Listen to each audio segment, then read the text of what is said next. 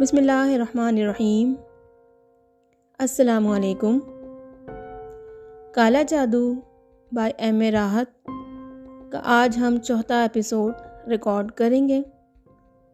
مزید دیر کیے شروع کرتے ہیں۔ بالآخر میں جیل کے پھانسی گھر پہنچ گیا۔ عجیب سی جگہ بنی ہوئی تھی۔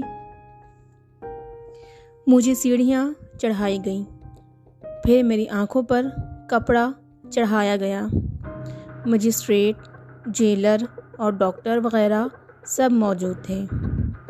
عجیب پراسرار ماحول تھا۔ مجھ پر سکوت طاری تھا۔ پھر میری گردن میں پھندا فٹ کیا گیا، پھر کچھ اور کیا گیا۔ مجھے اپنے پیروں تلے زمین نکلتی ہوئی محسوس ہوئی۔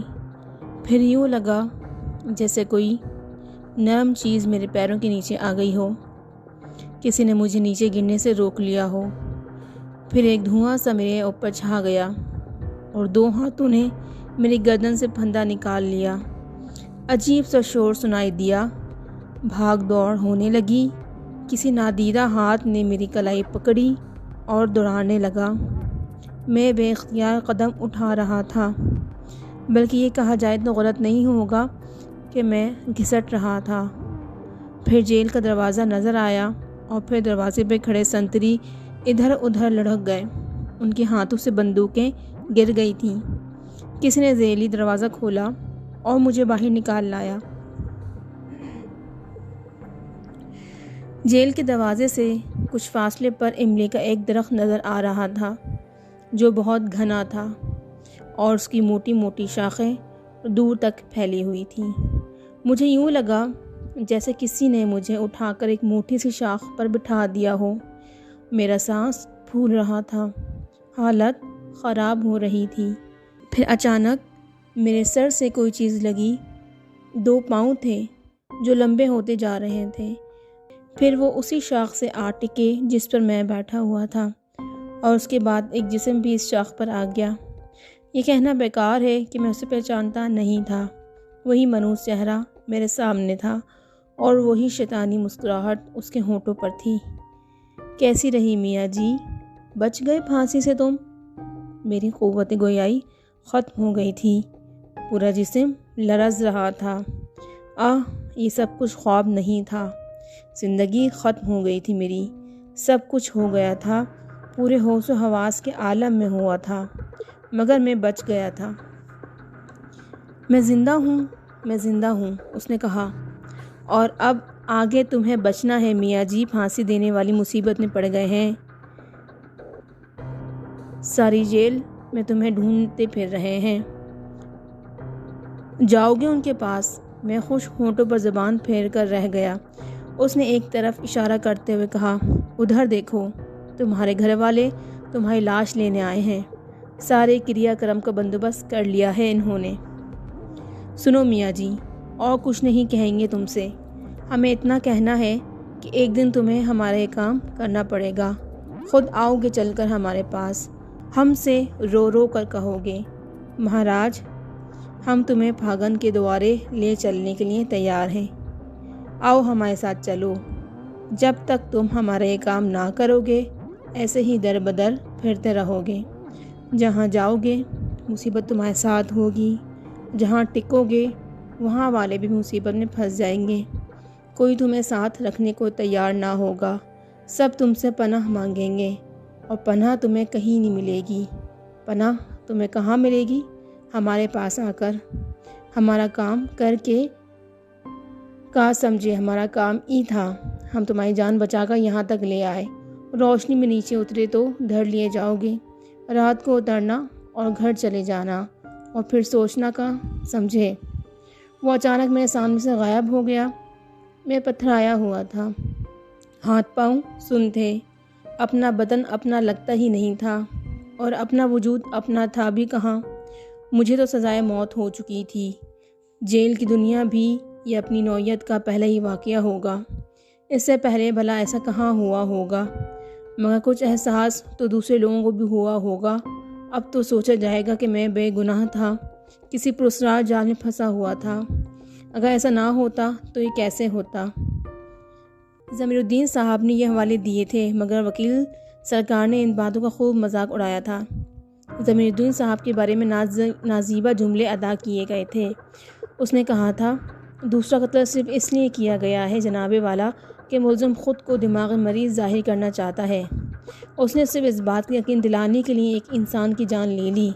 وہ بے رحم اور سفاک ہے، اسے صرف اور صرف سزائے موت ہونی چاہیے۔ ٹھیک ہے وکیل صاحب، اس کا یقین آپ کو ضرور دلاؤں گا۔ میں نے سوچا، دل و دماغ عجیب کیفیت کا شکار تھے، بڑی مضحکہ خیز کیفیت پیدا ہو گئی تھی۔ خوف تھا کہ نیچے اترا تو نہ جانے کیا ہو۔ زندگی کسے پیاری نہیں ہوتی۔ ٹھنڈی سانس لے کر ادھر ادھر دیکھا، جہاں بیچارے ماموں ریاض، میرے چھوٹے بھائی اور پڑوس کی مسجد کے پیش امام اور مزید 2 افراد کے ساتھ کھڑے ہوئے تھے۔ ایک لمحے کے لیے دل چاہا کہ درخت سے نیچے کودوں، دوڑتا ہوا ان کے پاس پہنچ جاؤں، انہیں بتاؤں کہ میں زندہ ہوں، مگر ہمت نہ ہو سکی۔ پھر کچھ سپاہی باہر آئے، ماموں صاحب کو بلا کر اندر لے گئے۔ کوئی آدھے گھنٹے بعد ماموں صاحب واپس آئے۔ عجیب شکل ہو رہی تھی، سب واپس چلے گئے۔ مجھے تو یہ پورا دن یہاں گزارنا تھا۔ حیران پریشان درخت پر بیٹھا رہا۔ دن کو 12 بجے قریب ایک بار پھر میں نے ماموں ریاض کو دیکھا۔ اس وقت والد صاحب، والدہ صاحبہ، بھائی اور بہن بھی ساتھ تھے۔ والدہ کو بہت دن کے بعد دیکھا تھا۔ آنکھوں سے آنسو بہنے لگے، مگر جذبات سے کام نہیں لیا جا سکتا تھا۔ صبر کیا۔ وہ لوگ اندر گئے، کافی دیر کے بعد باہر آئے اور پھر چلے گئے۔ میرا تمام دن بھوکے پیاسے گزرتا رہا۔ پھر جب خوب تاریکی پھیل گئی تو میں نیچے اترا اور تیزی سے ایک طرف چل پڑا۔ گھر کا رخ بھول کر بھی میں نہیں کر سکتا تھا۔ جانتا تھا کہ قانون آسانی سے پیچھا نہیں چھوڑے گا، اور پھر سادھو کے الفاظ بھی یاد تھے، گھر والے تو صبر کر ہی لیں گے، مگر میں انہیں اپنی نحوستوں کو شکار نہیں کرنا چاہتا تھا۔ اب کیا کروں، کہاں جاؤں، کہاں ٹھکانہ ہے میرا؟ دل و دماغ خوف کے زیر اثر تھے۔ قوت فیصلہ ساتھ چھوڑ چکی تھی۔ شہر اتنا اجنبی نہیں تھا، لیکن اس وقت یوں لگ رہا تھا جیسے پوری کائنات میں کوئی شناسا نہ ہو۔ انسانی شکل میں نظر آنے والا ہر وجود دشمن ہو۔ موت میری طاق میں، اور زندگی ایک کمزور اور بے بس چڑیا کی مانند جو پرواز کے ناقابل ہو اور جینے کی آرزو میں پھڑپڑا رہی ہو۔ کون سی جگہ ہے جو میری پناہ گاہ بن جائے؟ میری نگاہ ہر سائے میں پناہ ڈھونڈ رہی تھی، مگر ہر سایہ خوف کا سایہ تھا۔ قدم کس طرف لے جا رہے ہیں اندازہ بھی نہیں تھا۔ پھر شاید غیب سے رہنمائی ہوئی۔ ریل کی سیٹی کی آواز رات کے سناٹے کو چیرتے ہوئی کانوں سے ٹکرائی اور میرے قدم رک گئے تھے۔ ریل، ہاں ایک راستہ یہ بھی ہے، کچھ فاصلے پر ریلوے اسٹیشن ہے، کیوں نہ یہاں سے نکل جایا جائے۔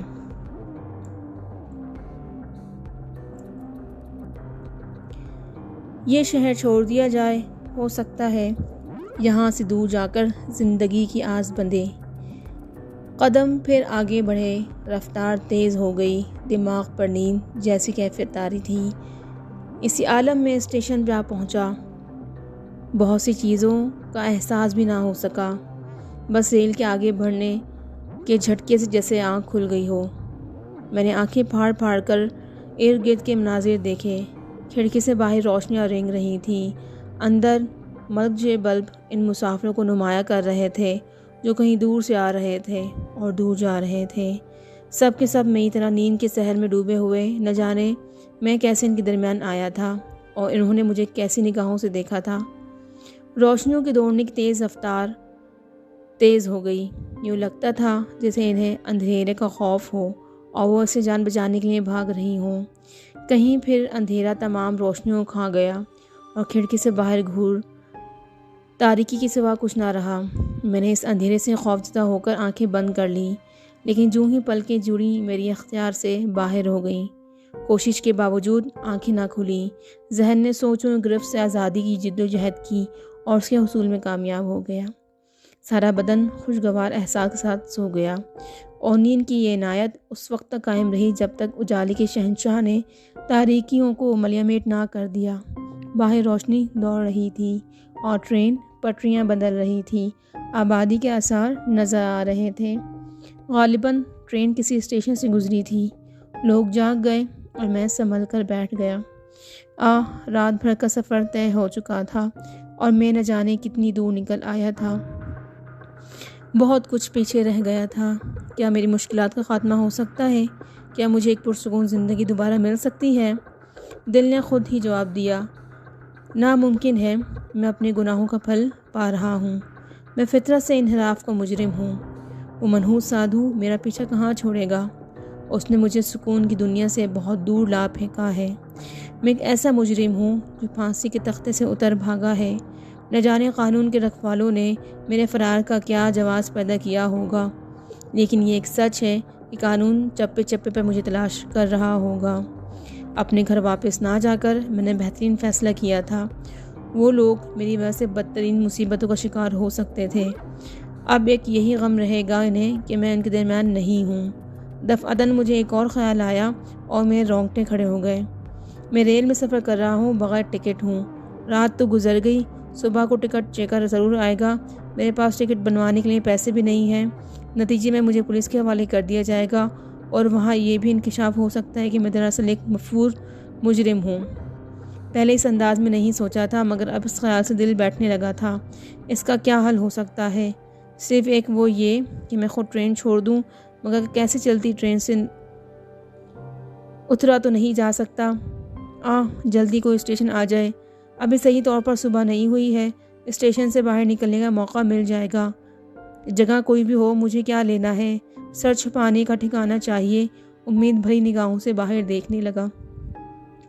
شاید قبولیت کا وقت تھا اور دعا فوراً قبول ہو گئی۔ باہر عمارتوں کا آثار نظر آ رہے تھے۔ کچھ دیر کے بعد ٹرین کی رفتار سست ہوتی محسوس ہوئی۔ اسٹیشن آ گیا تھا۔ میں اٹھ کھڑا ہوا، بے صبری سے ٹرین کے رکنے کا انتظار کرنے لگا۔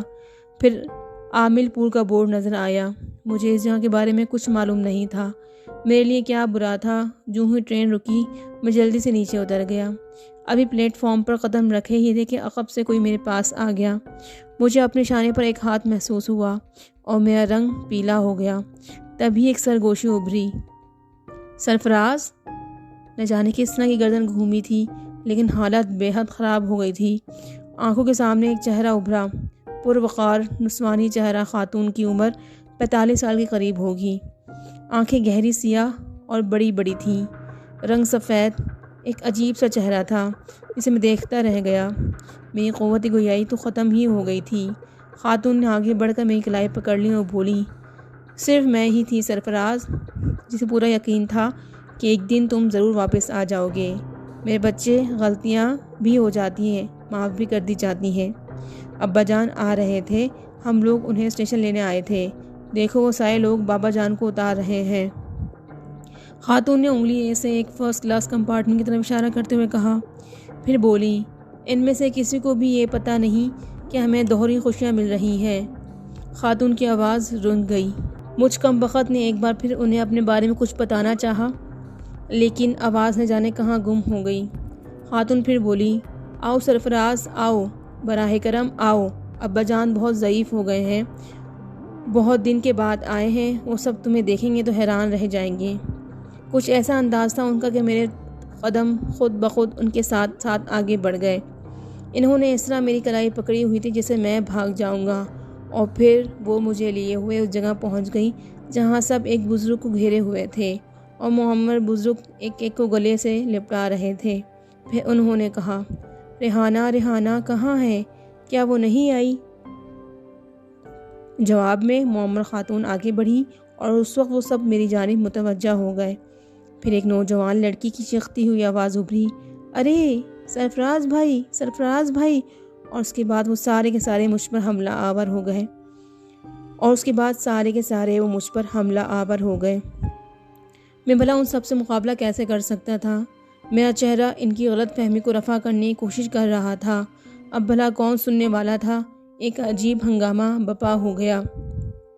معمر بزرگ بھی آگے بڑھے۔ انہوں نے میرے سامنے کھڑے ہو کر میرا چہرہ غور سے دیکھا، پھر دونوں ہاتھ پھیلا کر مجھے سینے سے لگا لیا۔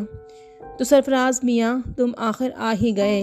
بہت ہی اچھا فیصلہ کیا بیٹے، بہت ہی اچھا فیصلہ کیا۔ عقل کھوپڑی سے 2 فٹ اونچی اٹھ چکی تھی۔ کسی کی کوئی بات جو سمجھ میں آ رہی ہو؟ سارے کے سارے ایک ہی سر میں بول رہے تھے۔ معمر خاتون نے ان سب کو روکا اور بولی، یہ اسٹیشن پر ہنگامہ کرنے کی ضرورت نہیں ہے۔ آؤ گھر چلیں، چلو گھر چلیں۔ مگر یہ سرفراز بھائی، یہ اسی ٹرین سے اترے ہیں، چلو۔ معمر خاتون نے اس دوسری لڑکی کے سوال کے جواب میں کہا۔ جن صاحب کو نانا جان کہا جا رہا تھا انہیں تو سب بھول گئے، میرے ہی گرد جم گھٹا لگ گیا تھا۔ عجیب باتیں کی جا رہی تھیں میرے بارے میں، سارے کے سارے مجھے سرفراز سمجھ رہے تھے۔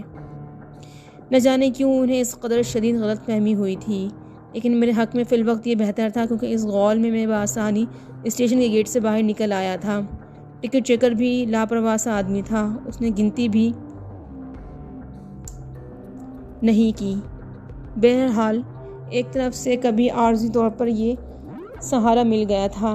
باہر آ کر میں نے معمر خاتون کو اپنے بارے میں کچھ بتانا چاہا، لیکن معمر خاتون نے اب میرا ہاتھ چھوڑ دیا تھا اور ان بزرگ سے باتیں کرنے لگ گئی تھیں جو کہیں سے آئے تھے۔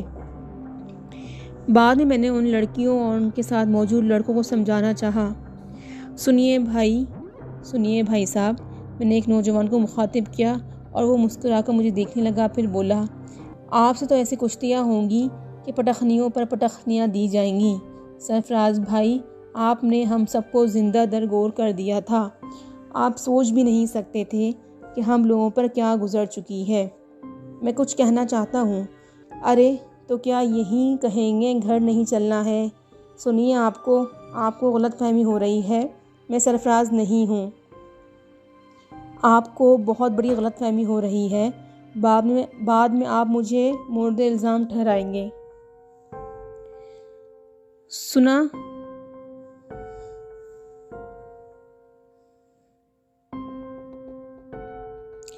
بعد میں آپ مجھے مورد الزام ٹھہرائیں گے۔ سنا نادیہ، یہ سرفراز نہیں ہے، ان کی تو ایسی کی تیسی، انہیں تو 10 بار سرفراز بننا پڑے گا۔ چلیے جلدی سے، شرافت سے، ورنہ میں لڑکی بہت بری ہوں، اس خوبصورت سی لڑکی نے بے تکلفی سے کہا اور آستین چڑھانے لگی۔ سب ہنسنے لگے۔ میں ٹھنڈی سانس بھر کر خاموش ہو گیا۔ واقعی سربازار اپنے آپ کی اس شدت سے تردید کرنا نقصان دہ بھی ہو سکتا تھا۔ بڑی قیمتی گاڑیاں آئی ہوئی تھیں، غول بیابانی ان گاڑیوں میں بھرنے لگا۔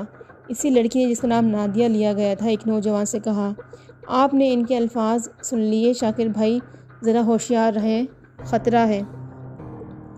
فکر ہی نہ کریں، 400 میٹر تک تو میں انہیں آگے نکلنے نہیں دوں گا، اس کے بعد بھی اگر یہ دوڑتے رہے تو پھر دیکھا جائے گا۔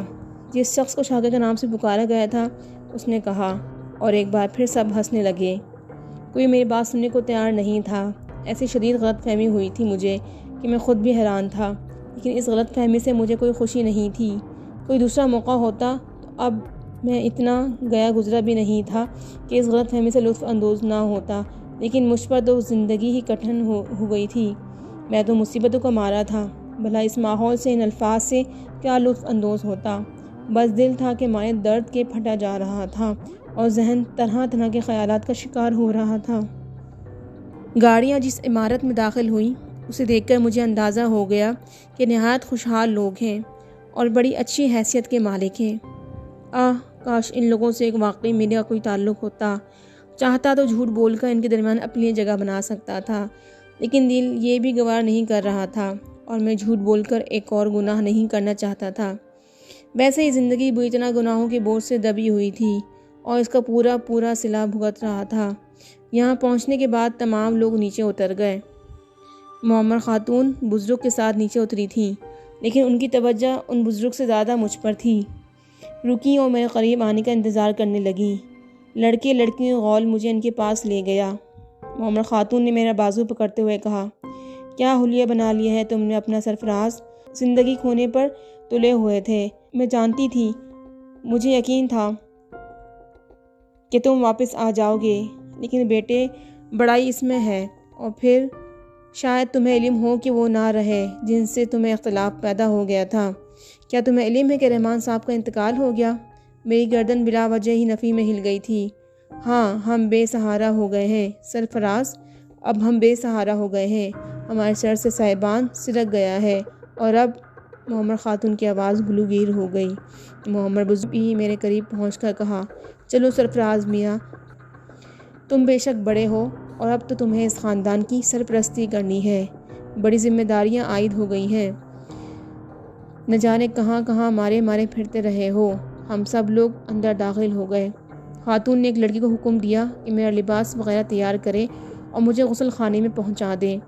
میں اس افتاد پر سخت حیران پریشان تھا، لیکن کیا کرتا، عارضی طور پر حالات سے سمجھوتا کرنا پڑا تھا۔ البتہ میں ان معصوم لوگوں کو مناسب صورتحال اور مناسب وقت کا تعین کر رہا تھا کہ کب ان کو ان چیزوں سے آگاہ کیا جائے جو شدید غلط فہمی کا شکار ہو گئے تھے۔ لڑکی مجھے ساتھ لیے ایک وسیع کمرے میں پہنچی جو ایسی آرائشوں والی چیزوں سے آراستہ تھا جو میں نے ہوش کے عالم میں بھی کبھی نہیں دیکھی تھی۔ غسل خانے کی طرف رخ کرتے ہوئے انہوں نے کہا، جائیے اور اپنا حلیہ درست کیجیے۔ آپ کا لباس میں ابھی تیار کیے دیتی ہوں، یہاں باہر اسٹینڈ پر مل جائے گا۔ جاتے ہوئے میں دروازہ باہر سے بند کر دوں گی تاکہ آپ فرار ہونے کی کوشش نہ کریں۔ میں نے ایک ٹھنڈی سانس لے کر اسے دیکھا۔ بڑی بڑی روشن آنکھوں والی خوبصورت لڑکی تھی، اس کے چہرے پر شوخی اور معصومیت سجی ہوئی تھی۔ پھر میں باتھ روم میں داخل ہو گیا۔ سفید ٹائلوں سے مرصع باتھ روم جس میں نہانے کے لیے نئے نئے سامان موجود تھے۔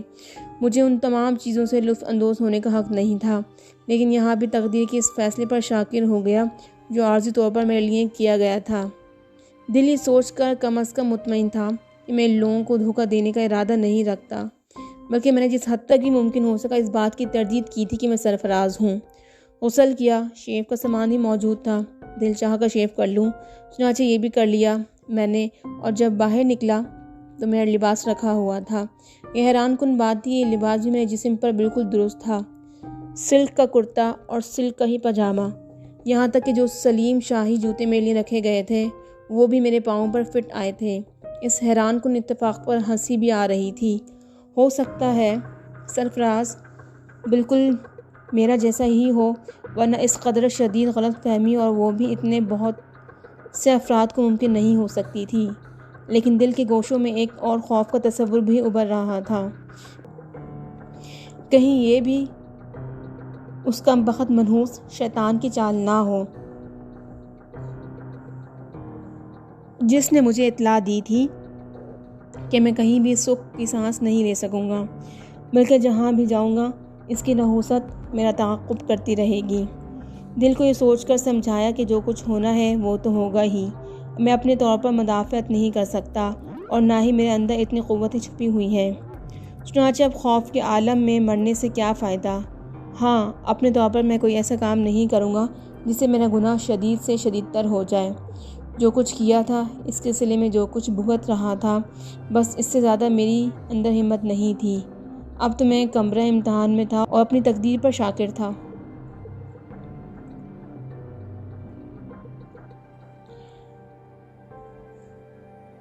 باہر اچھے خاصے لوگ موجود تھے جو مجھے لے کر ڈرائنگ روم کی طرف چل پڑے۔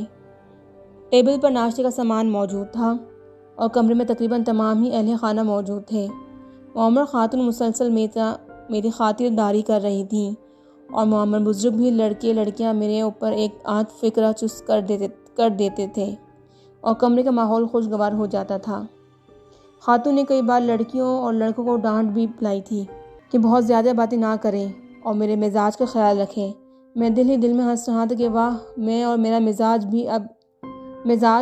اب بھی جب انہیں اس حقیقت کا یقین آ جائے گا کہ میں وہ نہیں ہوں جسے سمجھ کر مجھے وہ یہاں لائی ہیں، تو مجھے دھکے دے کر یہاں سے نکال دیا جائے گا۔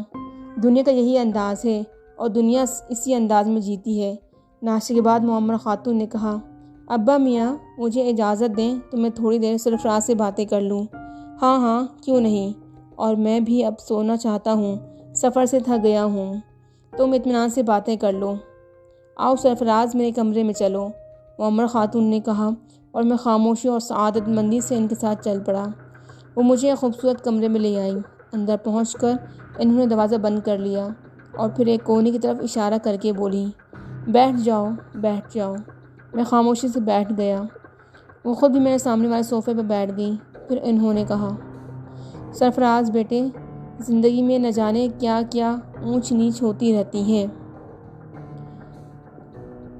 ہم یہ نہیں کہتے کہ غلطی ہماری نہیں ہے، لیکن بیٹے تمہیں سب کچھ اس طرح سے چھوڑ کر نہیں چلے جانا چاہیے تھا۔ ٹھیک ہے، مرحوم رحمان صاحب کا رویہ تمہارے ساتھ سخت ہو گیا تھا، لیکن بزرگ غلطیاں بھی تو کر لیتے ہیں، لیکن کیا ان غلطیوں کی اتنی بڑی سزا دینی چاہیے؟ یقین کرو رحمان صاحب کے دل پر تمہاری جدائی کا شدید غم تھا۔ وہ فریحہ کو اس عالم میں نہیں دیکھ سکتے تھے۔ تمہیں اس بات کا بھی علم ہے کہ فریحہ کو وہ سب سے زیادہ چاہتے تھے۔ فریحہ کی جو کیفیت تمہارے پیچھے ہوئی، میں اگر بتاؤں گی تو یہی سوچو گے کہ ماں ہوں، اپنی بیٹی کی وکالت کر رہی ہوں۔ مگر بیٹے، تم نے زیادتی کی ہمارے ساتھ۔ کچھ انتظار تو کر لیتے، کوئی صحیح فیصلہ بھی ہو سکتا تھا۔ میں آپ کو کس نام سے مخاطب کروں خاتون؟ میں نے کہا، اور معمر خاتون چونک کر مجھے دیکھنے لگیں۔ کیوں؟ کیا تم یہ بھول گئے کہ تم مجھے چچی جان کہتے تھے؟ جی، کچھ ایسے ہی حالات ہیں کہ میں اپنی مجبوریاں آپ کو بتا نہیں سکتا، لیکن اس بات سے آپ کو آگاہ کر دینا چاہتا ہوں، اور یہ بے حد ضروری سمجھتا ہوں کہ حقیقتاً میں سرفراز نہیں ہوں۔ میں زمانے کا ستایا ہوا ایک انسان ہوں، اور میں آپ کو دھوکہ دے کر یہاں اپنے لیے کوئی مقام بنانے کا خواہش مند بھی نہیں ہوں۔ معمر خاتون بے اعتباری کے انداز میں سنجیدگی سے مجھے دیکھتی رہیں، پھر بولی، اس کا مطلب ہے کہ تمہارا دل ابھی صاف نہیں ہوا۔ رحمان صاحب کی موت نے بھی تمہارے دل میں ہمارے لیے نرمی پیدا نہیں کی۔ خیر، جو کچھ تم کہہ رہے ہو کہتے رہو، تمہاری سنگدلی کا تھوڑا تھوڑا اندازہ تو مجھے تھا، لیکن اچھا ٹھیک ہے، فریحہ سے مل لو تو ایک بار اسے یہ بھی بتا دو کہ تم سرفراز نہیں ہو، اور اس کے بعد ہم اپنی تقدیر پر شاکر ہو جائیں گے۔ جو کچھ بھی فیصلہ تم کرو گے ہمیں منظور ہوگا۔ میری بچی تمہارے جانے کے بعد کبھی مسکرائی نہیں۔ کاش تم ان کیفیتوں کا بھی احساس ہو۔ ٹھیک ہے خاتون، بالکل ٹھیک ہے، آپ میری بات نہ مانیں، لیکن میں آپ سے صرف چند الفاظ کہنا چاہتا ہوں کہ بعد میں آپ کو اگر حقیقتوں پر یقین آ جائے تو مجھے مجرم نہ سمجھیے گا۔ اس تمام کہانی میں میرا کوئی قصور نہیں ہے۔ خاتون کے چہرے پر ناگواری کے آثار ابھرے۔ انہوں نے گردن ہلائی اور آہستہ سے بولی، تمہاری انتہا پسندی کے بارے میں سب ہی جانتے ہیں سرفراز۔ کیا تم اتنا تعاون نہیں کر سکتے ہو ہم سے کہ صرف چند روز یہاں گزار لو، فریحہ سے ملاقات کر لو؟ اگر تم ایسا کر لو گے تو یہ ہم سب پر احسان ہی ہوگا۔ اسے سمجھا دو، اس کے بعد جو تمہارا دل چاہے وہ کرنا۔ وہ اٹھی اور انہوں نے دروازہ کھول دیا۔ باہر سارا غول بیابانی جمع تھی۔ ایک لڑکی نے کہا، جی امی جان، کیا ہوا؟ یہ شرافت سے مان گئے یا پھر ہماری باری آ گئی؟ تم لوگ کوئی بدتمیزی نہ کرو، سمجھی؟ چلو اپنے اپنے کمرے میں جاؤ۔ ایسے نہیں جائیں گے، اگر یہ شرافت سے مان گئے تو ٹھیک ہے، ورنہ ہم انہیں اٹھا کر لے جا رہے ہیں، ایک لڑکی نے کہا، اور وہ سب مجھ پر جھپٹ پڑے۔ نہیں، سنیے، میں چل رہا ہوں، میں نے بھوکلا کر کہا، اور ہنستے کہکا لگاتے ہوئے یہ لوگ مجھے ایک طرف لے چلے۔ دل ہی دل میں دکھ بھی ہو رہا تھا، کاش میں اس گھرانے کا ایک فرد ہوتا، کیا خوبصورت زندگی ہوتی، لیکن میری نحوست بالآخر ان لوگوں کو بھی اپنی لپیٹ میں لے گی۔ لڑکیاں مجھے لیے ہوئے ایک دروازے پہنچ گئیں۔ انہوں نے دروازہ کھول کر مجھے اندر دھکا دے دیا، اور اس کے فوراً بعد دروازہ باہر سے بند بھی کر دیا گیا تھا۔ عجیب سی صورتحال تھی، دل میں ایک میٹھا ایسا احساس بھی جاگ رہا تھا، لیکن اس کا اختتام خوف کے دباؤ پر ہوتا تھا۔ گھبرائی ہوئی نگاہوں سے میں نے اس کمرے کا جائزہ لیا۔ اعلیٰ درجے قالین بچھے ہوئے، دروازے، کھڑکیاں اور دیواروں کی مناسبت سے پردے پڑے ہوئے تھے۔ کمرے کی ایک جانب ایک مسہری تھی جس پر 2 تکیے رکھے ہوئے تھے۔ مسہری کے بائیں جانب پھولوں کا ایک بہت بڑا خوبصورت گلدستہ نظر آ رہا تھا، جس میں تازہ پھول لگے ہوئے تھے، اور اس کے اطراف میں بھینی بھینی خوشبو پھیلی ہوئی تھی۔ کمرے کے انتہائی سرے پر بنی ہوئی کھڑکی کے سامنے ایک نسوانی پیکر موجود تھا، جس کی پشت دروازے کی جانب تھی۔ اس کے بعد کیا ہوا، یہ جاننے کے لیے انشاءاللہ ہم اگلا ایپیسوڈ ریکارڈ کریں گے۔ تب تک کے لیے آپ ہمیں بتائیں کہ یہ ایپیسوڈ آپ کو کیسا لگا۔ انشاءاللہ بہت جلد ملاقات ہوگی۔ اللہ حافظ۔